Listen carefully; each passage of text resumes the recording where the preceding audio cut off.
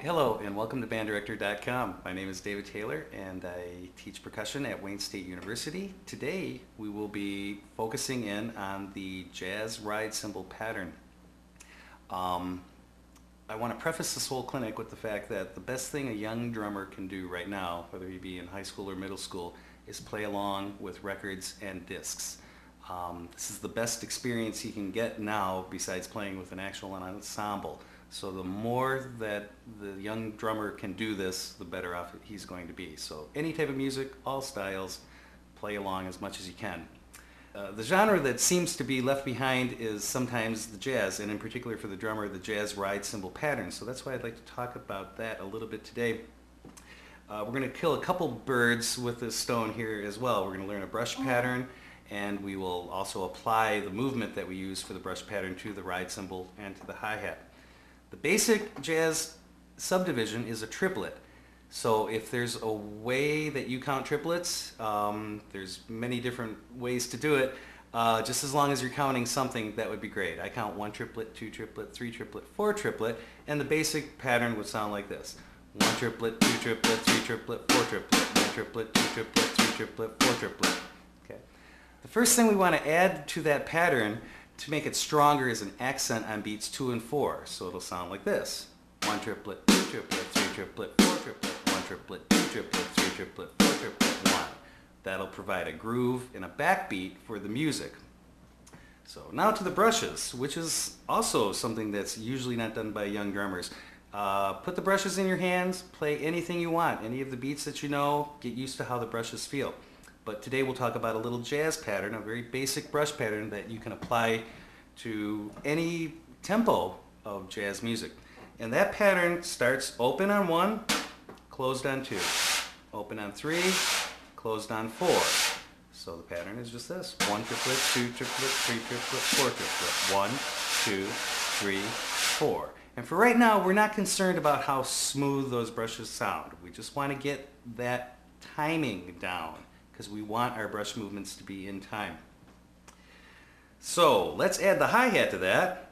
1 triplet, 2 triplet, 3 triplet, 4 triplet, 1 triplet, 2 triplet, 3 triplet, 4 triplet. Now I'm going to take my right hand, and with this motion still happening, I will play that jazz ride cymbal pattern. 1 triplet, 2 triplet, 3 triplet, 4 triplet, 1 triplet, 2 triplet, 3 triplet, 4 triplet. And I'm going to even bring out that accent a little bit more on 2 and 4. 2 triplet, 3 triplet, 4 triplet, 1 triplet, 2 triplet, 3 triplet, 4 triplet, 1. This pattern will work, like I said, at any tempo. So if you have something fast, 1, 2, 3, 4, 1, 2, 3, 4, 1, 2, 3, 4, 1, 2, 3, 4, or even a slow ballad. 3, 4, 1, 2, 3, 4, 1, 2, 3, 4, 1. So you have a brush pattern and we have a movement. This is a movement that's going to hold through on the hi-hat and the ride cymbal. Next, I would like to go to the hi-hat.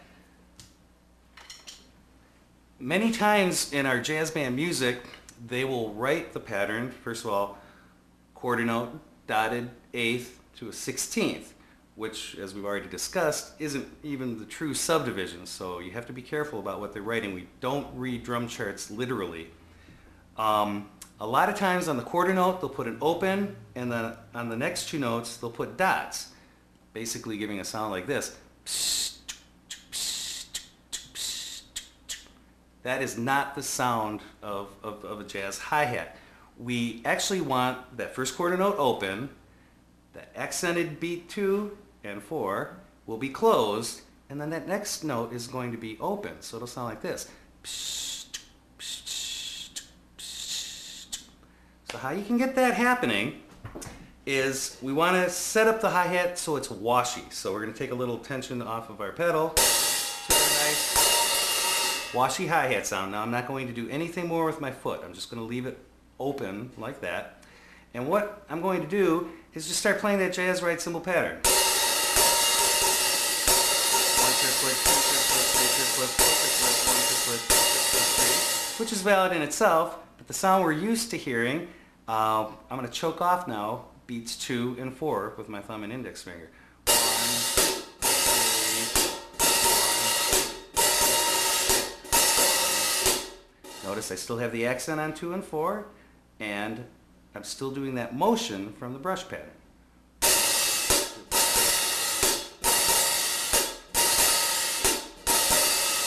So that gives us the classic sound. If you are ever unable to get that left hand up there, you at least have that sound in mind, so when you do it without your hand,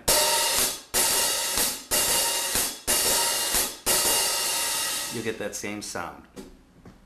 Finally, we'll move over to the ride cymbal, and we're going to really make use of that motion of swinging in on beats 2 and 4. It'll look like this: 2, 3, 4, 1, 2, 3, 4.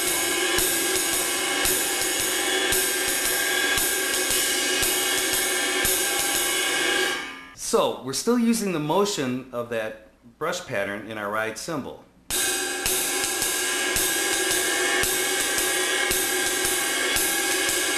And that accent is making it feel very good.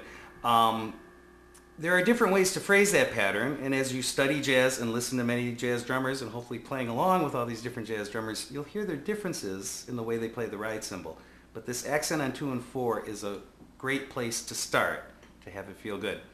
Now, to further work on the triplets, because as we said earlier, the subdivision of the triplets is what we need to work on to get this jazz thing feeling really good.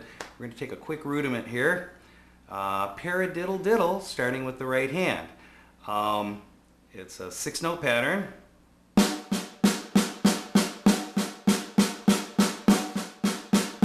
You can count it 1 in, 2 in, 3 in, but for jazz purposes, we're going to count it 1 triplet, 2 triplet.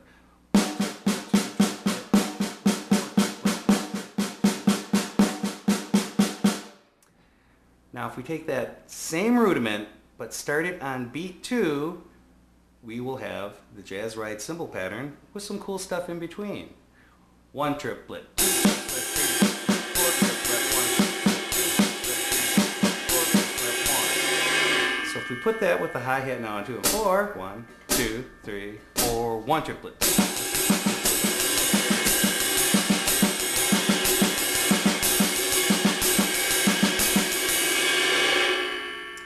So some triplet exercises as well as rudiments to work on.